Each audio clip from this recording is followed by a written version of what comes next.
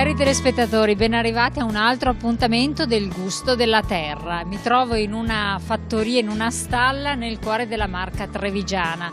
Perché in questa zona e perché il nostro viaggio incomincia proprio da qui? Perché parleremo di una DOP che non può essere prodotta altrimenti che nel cuore della Marca trevigiana, la Casatella di Treviso. Casatella, Casada, deve il nome proprio a casa, questo era il termine dialettale, perché la Casatella si produce un formaggio a pasta molle che si produceva ancora dai tempi lontani, fine del 1800, nelle famiglie contadine di campagna con i resti del latte, quello che poteva rimanere della consumazione normale del latte, si produceva questo formaggio fresco e che tutta la famiglia poteva consumare. Da lì successivamente fasi di evoluzione si è arrivati alla produzione attuale della Casatella, un prodotto straordinario, tipico di questa zona, però per conoscerlo bene, per vedere le varie fasi successive, naturalmente noi ci trasferiamo e andiamo in una sede produttiva.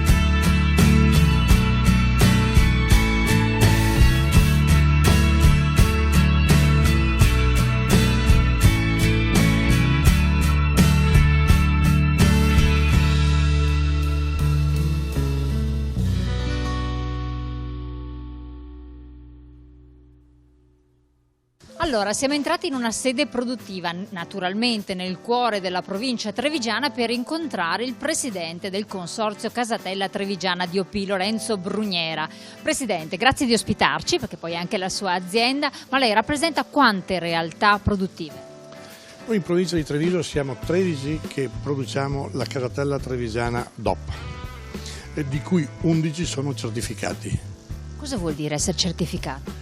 La certificazione è che hanno delle aziende agricole che producono latte per fare la Casatella Trevigiana DOP, perché per fare la Casatella Trevigiana DOP ci vuole il latte della provincia di Treviso, ci vogliono i foraggi della provincia di Treviso, ci vuole l'acqua della provincia di Treviso, sostanzialmente è un prodotto che può essere fatto soltanto in provincia di Treviso. I foraggi quali possono essere? Perché ci sono dei prodotti di foraggio che non possono essere utilizzati. Noi i nostri prodotti che possono essere utilizzati sono il mais, la soia, le nostre mediche, i nostri fieni, i nostri trinciati di mais, il sorgo, frumenti. Questi sono i prodotti che noi possiamo usare per la trasformazione del nostro prodotto, della nostra eccellenza. Utilizzare altri prodotti cosa comporterebbe per il latte? Beh, allora prodotti che provengono olio di palma o robe del genere non sono ammessi. Altri prodotti come colza e altri prodotti non sono ammessi perché il consorzio ammette soltanto dei prodotti che siano del territorio. Questi sono i prodotti del territorio perché un tempo Casatella Trevigiana, essendo un prodotto DOP, no, parte con quel prodotto, con quello che era la tradizione. Senza tradizione non sarebbe un prodotto DOP del nostro territorio. Come nasce? Sappiamo che il riconoscimento è tutto sommato abbastanza recente, però nasce proprio come tradizione di casa, di famiglia, no? delle massaie. Sì, mi piace ogni tanto parlare di questo perché quando andiamo a parlare di stracchino, no? Che viene dalle vacche stracche, o Casatella Trevigiana, che era un qualcosa di un prodotto del nostro territorio. Le nostre famiglie quando un tempo avevano gli animali, no, poi si mettevano anche assieme, cercavano di raggruppare il latte, avevano 10 litri di latte, 15-20 per azienda, lo raggruppavano, no, se lo scambiavano e lì facevano questo prodotto, questa Casatella, questo prodotto di casa, perché è un prodotto molto fresco, un prodotto giovane, un prodotto che viene mangiato nel giro di 8-10 giorni.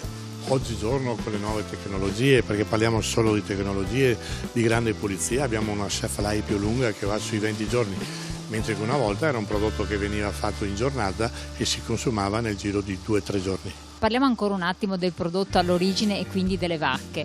Ci sono razze particolari che vengono impiegate, a parte il fatto che devono essere della zona rigorosamente?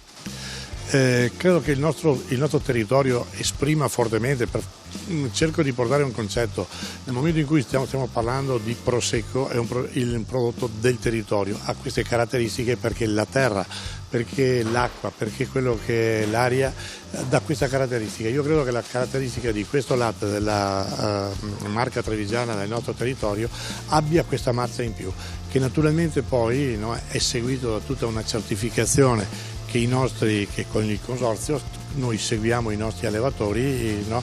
Per questo io credo che si distingue proprio la Casatella Trevigiana per il territorio, perché è un qualcosa che è diverso da altri territori. Da qui il riconoscimento ottenuto della DOP. Quando è venuto e che cosa comporta questo? Quindi il disciplinare che cosa prevede? È una costrizione o una maggior libertà? Io penso che quelli che vogliono essere seri e vogliono dare al consumatore quel prodotto, no, il disciplinare deve essere seguito. Ogni tanto adesso si sta parlando anche di prodotti con il latte in polvere. I nostri prodotti non hanno questo pericolo, tutte le nostre DOP hanno un disciplinare. Chi vuole produrre questi prodotti deve attenersi fortemente a questo disciplinare. Ci sono dei controlli rigidissimi, CSQA, ci sono dei controlli anche da parte della forestale. È un prodotto che deve essere rotondo, la sua forma è rotonda, perché essendo una tradizione, quando un tempo lo facevano anche nelle nostre case, doperavano le fasciere, quelle che circondano, che erano tonde, e abbiamo continuato per distinguerla da altri prodotti questa forma, la forma tipicamente rotonda. Se non è rotonda non è Casatella Trevigiana DOP. Questo è molto importante già sottolinearlo. I formati sono 2 se non sbaglio. I formati sono uno da 210 grammi minimo, che va fino a 700 grammi, e poi ci sono i formati più grandi che da un 1.800 a 2.200, no? Questi sono i formati, uno è formato da banco, così lo chiamiamo, e uno è formato da libero consumo. Allora vediamo un po' l'inizio, conferimento del latte, prime verifiche e controlli, il latte dove viene portato quando arriva dalle stalle? Partiamo dalla raccolta, stalle certificate per quel prodotto, stalle certificate e controllate. Da qui parte il latte, viene portato su in maniera separata, non viene mescolato con altro latte, viene messo dei tank in cui sono numerati, hanno il loro percorso, tutto in maniera ritracciabile, perché è una ritracciabilità molto, molto forte e molto seria, per andare poi nelle lavorazioni, no, nelle nostre caldaie che vanno nelle lavorazioni. Da lì viene lavorato, poi passa sulle camere calde perché viene un po' di sgrondatura, chiamiamola, del siero. Presidente, ma allora il latte viene riscaldato, ci racconti bene le fasi, anche la rottura della cagliata, tutto come avviene? Il latte è pastorizzato, viene riscaldato, viene portato a 39 gradi, viene lasciato lì nella caldaia per 20 minuti, aggiunto il caglio. Quando ha cagliato viene fatta con queste lire, comunque si chiamano così, viene rotta la cagliata in maniera molto molto molto delicata, perché proprio la fase della rottura deve essere qualcosa di delicato. Più è delicato, no, più la Casatella, no, ha i suoi aromi, i suoi profumi, no, rimane questa acidità e questa dolcezza. Dicono a croce, corretto?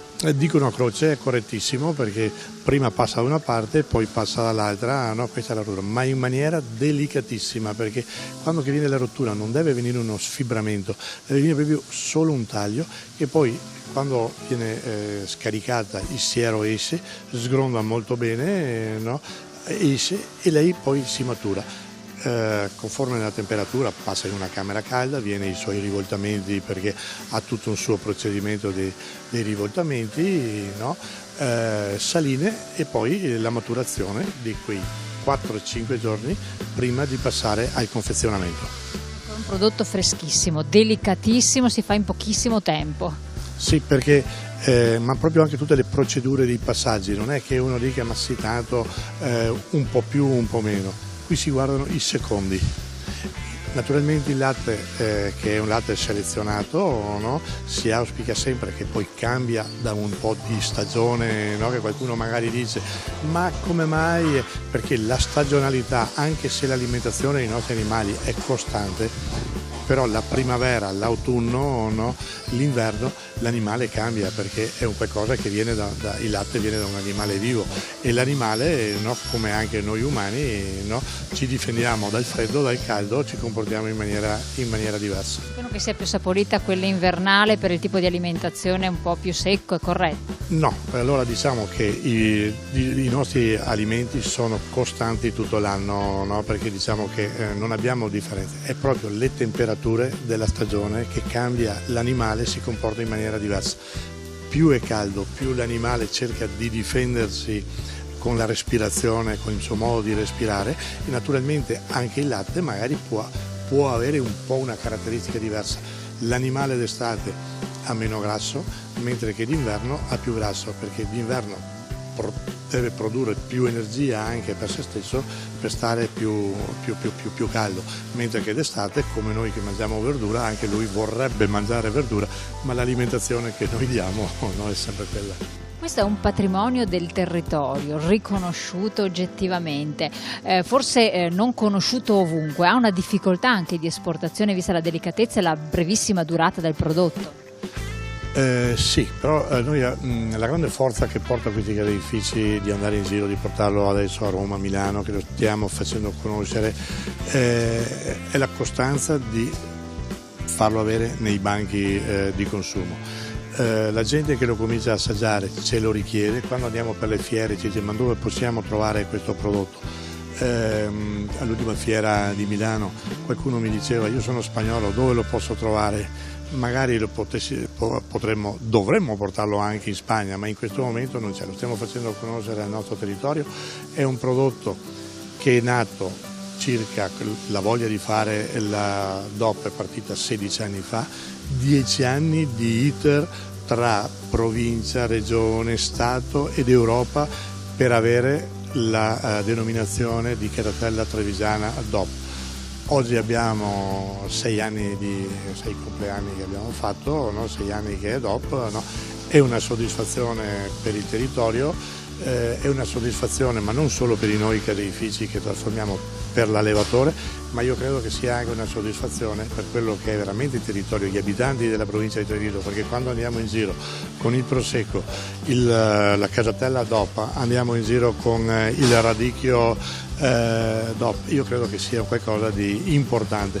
Una provincia viene riconosciuta per i prodotti che ha, per le capacità della sua gente di trasformare e di dare prodotti di grande eccellenza. Un'ultima cosa, ma ci sta tutta, della casatella si sono fatti dei ricettari di preparazioni enogastronomiche e culinarie anche di alto livello, addirittura abbinata al dolce come dessert oppure come antipasto, insomma si può fare di tutto, è la capacità creativa quindi.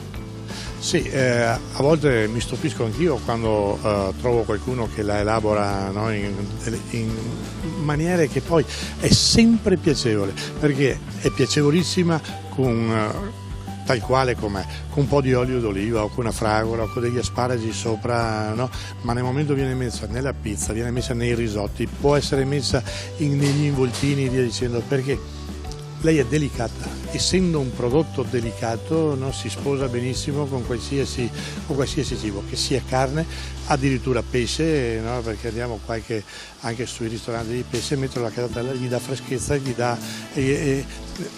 giovinezza ai piatti. Questo è quello che io mi sento di dire, no, e che apprezzo moltissimo, no, anche se sono un appassionato della casatella nella vaschetta, no, la forchetta in mano e giù. Grazie Presidente.